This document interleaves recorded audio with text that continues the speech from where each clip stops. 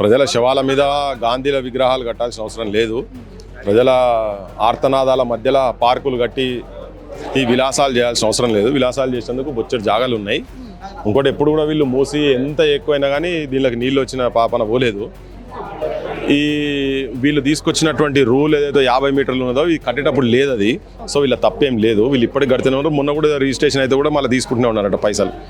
అది దీని వెనక ఏదో వెస్టెడ్ ఇంట్రెస్ట్లు ఉన్నాయి. ఎవరియో ఇక్కడ ఏమన్నా ప్రాజెక్ట్స్ ఉన్నట్టున్నాయి. దాంట్లోకి వెళ్ళి వచ్చిన భూములు కూడా, ఎందుకంటే ఇప్పటివరకు భూసేకరణ జరిగిన తర్వాత వేటి గురించి ఎస్సీజెడ్ల గురించి భూసేకరణ జరిగిన తర్వాత ఎస్సీజెడ్లు కూడా ఏం పెట్టలే. అవి మళ్ళీ రియల్ ఎస్టేట్కి పోయినాయి. ఇప్పుడు ఎందుకు దీనికి ఒక పెద్ద ఉదాహరణ ఏంటంటే ఫార్మాస్యూటికల్ కంపెనీల గురించి తీసుకున్నటువంటి ఫ్యూచర్ సిటీ భూములు అన్నారు కదా, ఇప్పుడు దాన్ని ఫ్యూచర్ సిటీ చేసి పడేశారు. రైతులు ఎందుకు ఇచ్చిన భూములు మాకేమైనా నౌకర్లు వస్తాయి కావచ్చు అట్లా ఇట్లా అంటే భూములు భూసేకరణ జరిగినప్పుడు మాత్రం మీకు పరిశ్రమలు వస్తాయని చేశారు. తర్వాత ఇప్పుడు ఏం చేసి దాన్ని రియల్ ఎస్టేట్ చేసి ఫ్యూచర్ సిటీ అని వాళ్ళు ఇష్టం వచ్చినట్టు పంచుకుంటారు. రేపు ఇది కూడా అట్నే జరగవచ్చు కదా. ఇంకోటి ఇట్లా డిస్ప్లేస్మెంట్ చేసేది అనేది తప్పు, వాళ్ళు బంద్ చేయాలి.